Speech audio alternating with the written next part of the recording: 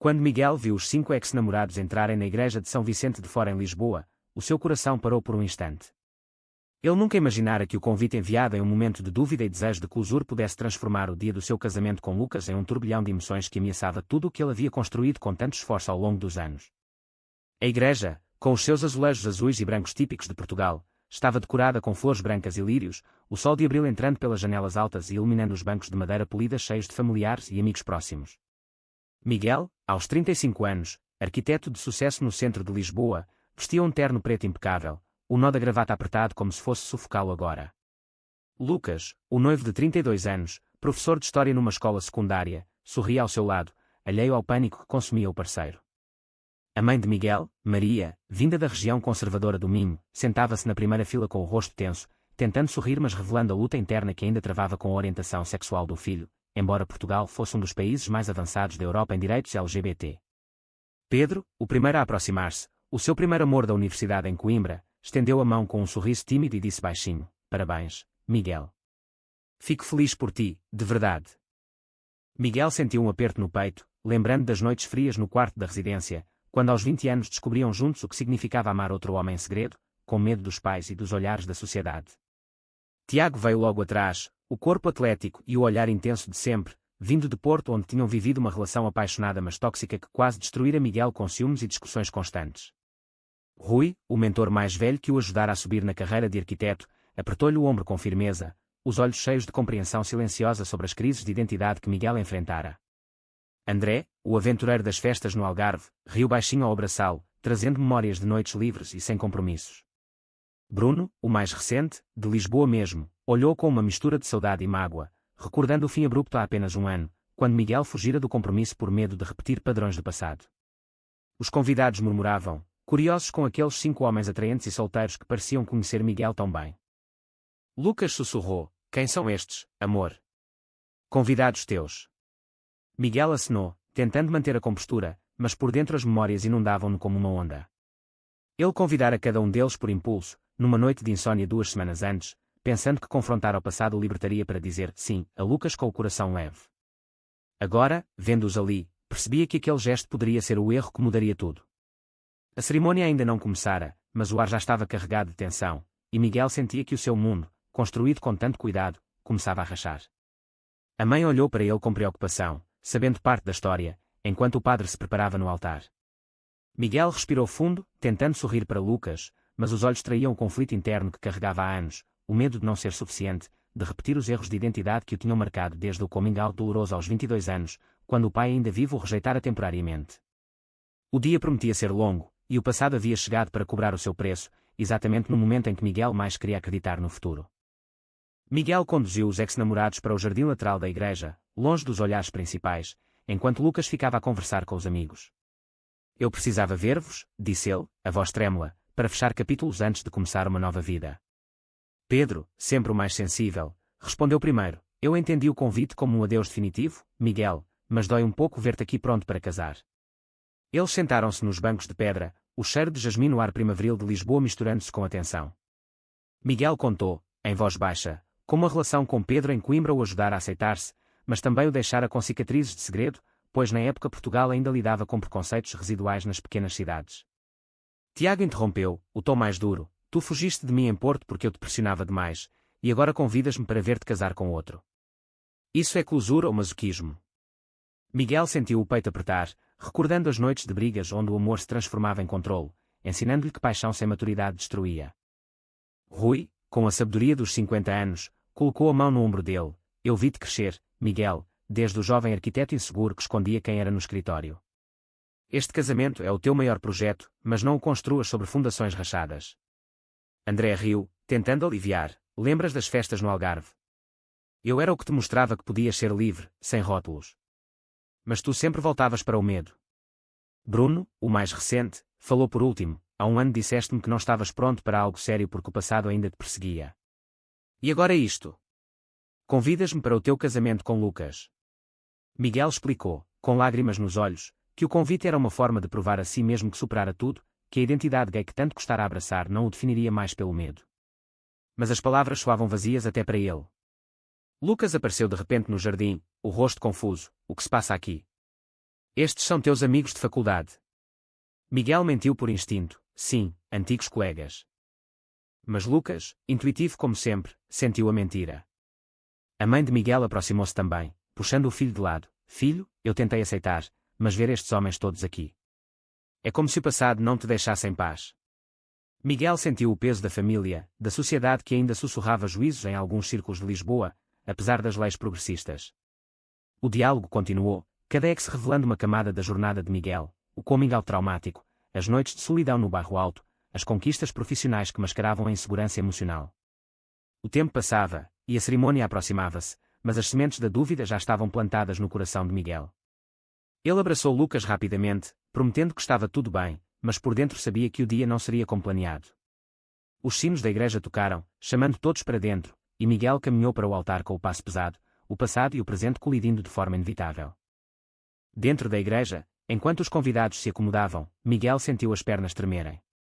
A mãe sentou-se ao lado do irmão mais novo, que era o único da família plenamente apoio ao casamento gay. Estás pálido, filho, murmurou Maria.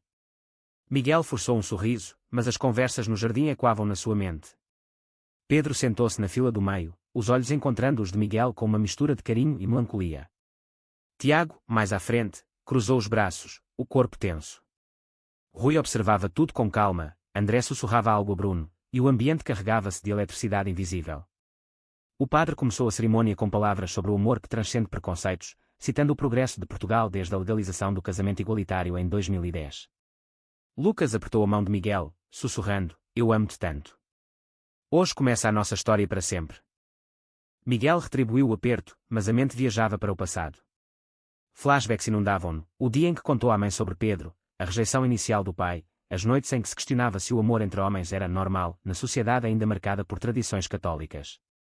Durante a leitura dos votos preliminares, Tiago levantou-se discretamente e aproximou-se do altar sob pretexto de ajustar uma flor, murmurando, lembras quando disseste que nunca casarias porque tinhas medo de perder a liberdade que eu te dava?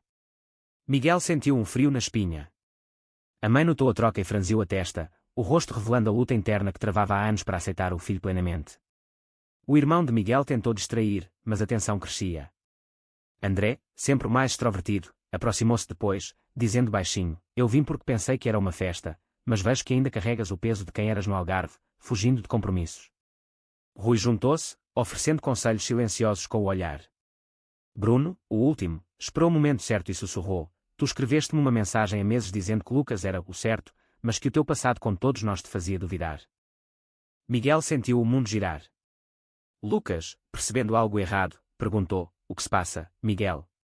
Estes homens não são só colegas. A mãe levantou-se, aproximando-se, filho, eu apoiei-te, mas isto parece uma confusão do teu passado que não deixaste para trás. O padre pausou, sentindo a perturbação. Miguel pediu um minuto, levando Lucas para a sacristia. Lá, confessou parte da verdade, o convite fora um teste a si mesmo, para provar que estava curado das feridas de identidade, das pressões sociais que ainda sentia em certos ambientes de Lisboa. Lucas ficou magoado, tu convidaste os teus ex para o nosso dia sem me dizer. O conflito familiar explodiu quando Maria entrou. Eu tentei, Miguel, mas ver-te rodeado pelo passado dói-me como mãe. O irmão mediou, lembrando que o amor gay também exigia maturidade. As emoções subiam, o ar pesado como mágoas antigas e medos atuais. Miguel percebeu que o crescimento não era linear, que confrontar o passado não era só convidar, mas enfrentar as consequências. A cerimônia parou temporariamente, os convidados murmurando, e o dia, que deveria ser de celebração, transformava-se em um espelho das lutas internas de Miguel. De volta ao altar, a tensão era palpável. Os convidados trocavam olhares, alguns compreendendo a dinâmica gay que envolvia o casal e o ex-Pedro levantou-se e falou calmamente para o grupo. Miguel, eu vim porque te amei de forma pura na juventude, e queria ver-te feliz, mas vejo que ainda carregas o medo que tínhamos em Coimbra. Tiago não se conteve, eu fui tóxico, sim, mas tu também fugiste em vez de resolver. Rui interveio com sabedoria, a identidade não se constrói escondendo o passado, Miguel. Eu ajudei-te na carreira, mas a verdadeira arquitetura é a da alma. André e Bruno juntaram-se, cada um adicionando uma peça do puzzle, as festas como escape, o quase compromisso como teste falhado. Lucas, com lágrimas nos olhos, disse, eu pensei que éramos só nós dois contra o mundo, mas tu trouxeste o mundo inteiro para aqui. A mãe de Miguel, finalmente, abraçou o filho, eu aceitei porque te amo, mas o teu passado gay ainda me assusta porque eu vi o sofrimento que causou na família. Miguel sentiu o peito abrir-se, as barreiras caindo. Ele contou em voz alta, para todos ouvirem, a jornada completa, o coming out aos pais no Minho, a rejeição inicial do pai que o levou a Lisboa para recomeçar, as relações que o ensinaram sobre amor, dor e crescimento. Eu convidei-vos porque queria provar que sou livre, mas na verdade ainda não sou, confessou. O padre, paciente, sugeriu uma pausa. No jardim novamente, os Ezes conversaram entre si, revelando que cada um recebera um convite similar, mas com mensagens pessoais que Miguel enviara em momentos de dúvida. Lucas confrontou-o: isto é um teste ou uma sabotagem? Miguel, em lágrimas, admitiu o conflito interno, apesar de anos de terapia e aceitação, o medo de não ser suficiente como homem gay no mundo ainda com resquícios de preconceito o perseguia. A família apoiou, o irmão dizendo: o amor verdadeiro cresce com verdade. O sol baixava, pintando a igreja de tons dourados, simbolizando o fim de um ciclo. Miguel sentiu uma clareza nova: o casamento não podia acontecer hoje, não com o passado ainda vivo. Ele crescia ao reconhecer isso, não como fracasso, mas como passo para uma base mais sólida. O padre retomou, mas o ar estava diferente. Durante a troca de alianças, Bruno levantou a voz: Miguel, antes de dizer sim, lembra-te da mensagem que me enviaste há 2 meses, ainda sinto que o passado me prende. O silêncio caiu como uma bomba. Lucas empalideceu, os convidados prenderam a respiração, a mãe de Miguel cobriu a boca. Miguel não negou. É verdade, disse ele, a voz firme pela primeira vez. Eu convidei-vos todos porque precisava ver que o passado não me define mais, mas ao vê-los aqui, percebo que ainda o deixo definir. Tiago acrescentou: nós viemos por ti, não para destruir, mas para te ajudar a ver. Rui concordou: o teu crescimento é real, Miguel, mas exige honestidade total. André e Pedro assentiram, mostrando apoio maduro.